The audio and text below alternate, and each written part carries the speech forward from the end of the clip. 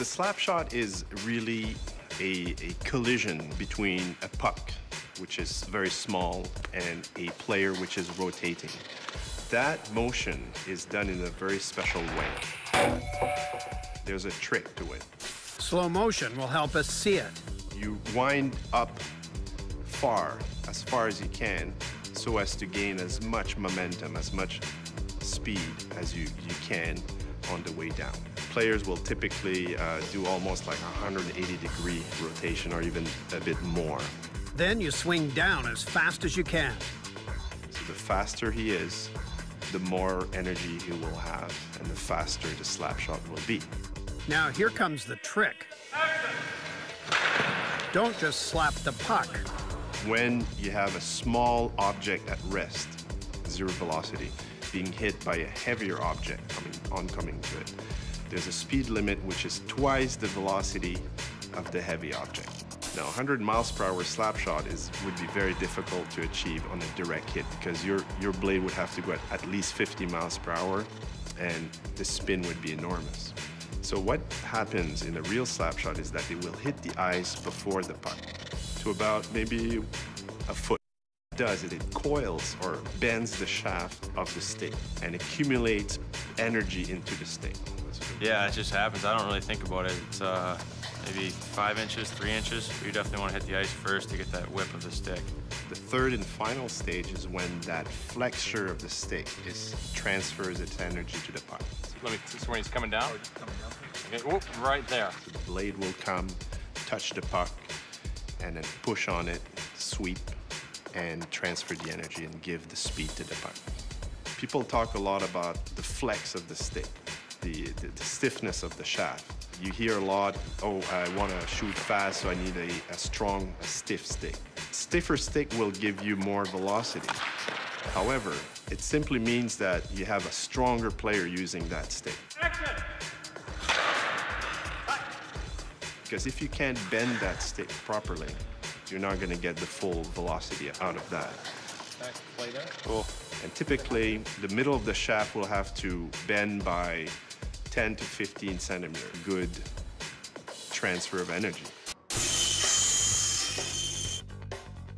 It's nicknamed the Wall, and the guy in charge of sticks at Bauer is looking at it. To make a composite hockey stick, what you're taking is anywhere from 13 or 17 layers of carbon fiber or fiberglass, and you're compacting them together. That's what gives them flex, which is what the stick is tested for here. They support the shaft at 2 points and apply a load at the end. In all, 19 points are checked.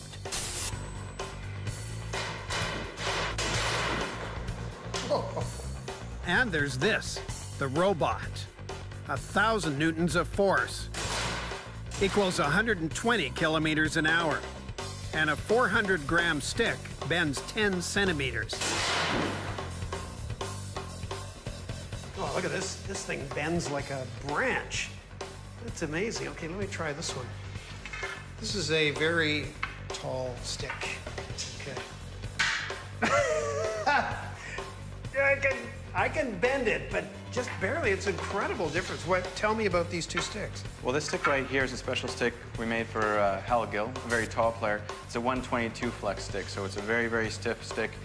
The stick I could bend was Phil Kessel's, an 80 flex. What you're seeing today is more and more guys going to a lower flex, where they're actually allowing the stick to do more work for them, where it really allows you to load up the stick, put a lot of energy into the product, and have it release out later on. Alexander Ovechkin uses an 82 flex. Fratton uses an 87. Gardner a fairly stiff 95 flex.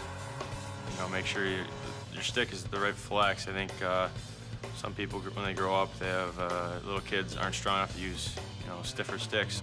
But make no mistake about it, bending the stick properly can add 50 kilometers an hour to your shot. And just try and lean into it and just have your head up and you're trying to see where the goalie's giving you and just try and pick the corner. So you can actually pick the corner with a slap shot? Yeah. I feel like I can. If you look at equipment size for a goalie, you can cover something like 60% of the area of the net just by being there. The slow motion will show us how a goalie protects the other 40%. Are we up, Marty? And action! A goalie is first alerted by 2 stimuli. The fastest is the auditory stimuli. So the sound stimuli will travel to the brain in 140 milliseconds. Visual stimuli take 40 to 60 milliseconds longer to be perceived. That's probably because the visual process is so complex. It takes the brain longer to compute. The goalie perceives the shot, but doesn't react right away. There's always some time between that and him starting to move. 1.5 tenths of a second. As Alain gets ready to test his reaction time, here's a quirky fact. Your reaction time is slightly faster when you inhale than when you exhale. That's probably due to an increase in oxygen to the brain.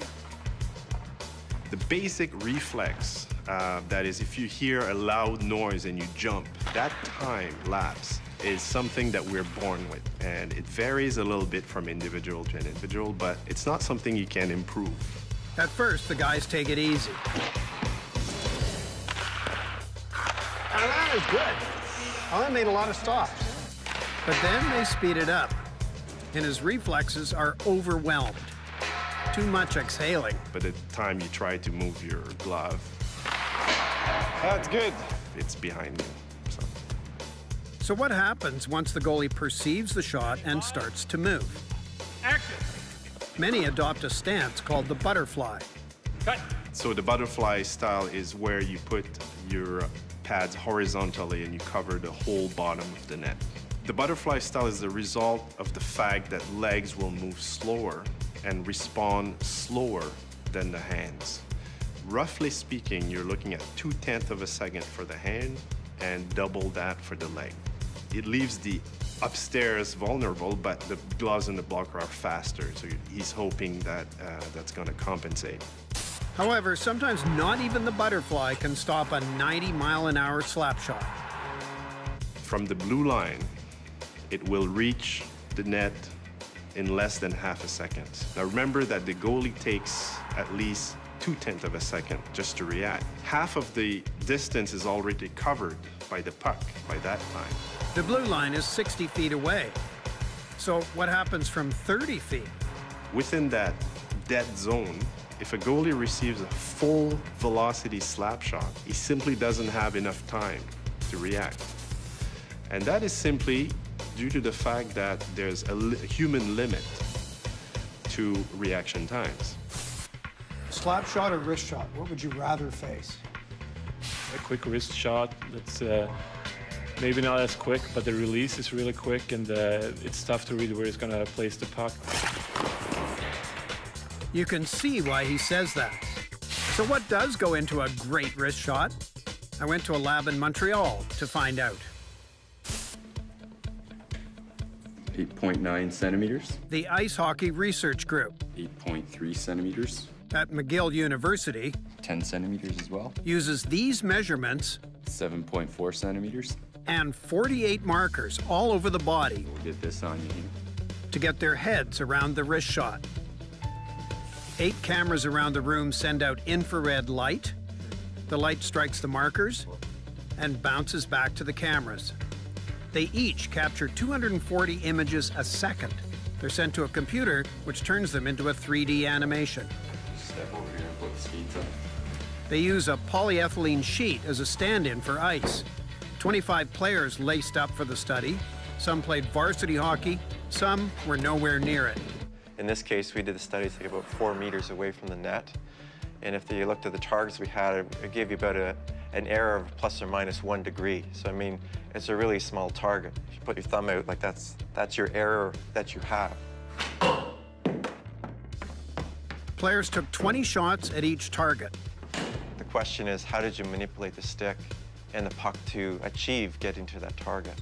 This study of motion is called kinematics. It produces animations in wireframe or something fleshier. Either way, it shows the difference between accurate and inaccurate shooters is quite jarring. So applying it back with some animation makes it a lot easier to pinpoint the areas where visually it looks different, and then we'll look into the data to make sure things are different as well. Difference number 1, the shoulder and wrist. An accurate shooter would lock the wrist and do all the adjustment with the shoulder. And the accurate shooter? So the shoulder would be really stable, but a lot of variability from trial to trial at the wrist, since it's a lot easier to make last-minute adjustment with your last effector, which in this case would be the wrist. I'm a good example of difference number 2, balance. I missed that one. Well, the first thing, it was quite evident that the poorer shooters, they can't stand up or their stability is compromised. So much so that it makes sense that they're not going to have much control of the upper body and hence the stick. The accurate shooter uses his back leg for balance. He's moving the center of mass really, really close to his front foot, knowing that the back foot, he's going to be moving backward a little bit to cancel out some of that energy that's being created rotating the torso. Difference 3, the swing. The inaccurate shooter swings in a short, straight line. The accurate shooter has a longer, curved swing. As we can kind of see a check here. That gives them a large window at which they could release the pucks. That enough change made a big difference, I believe, in the outcome on the target.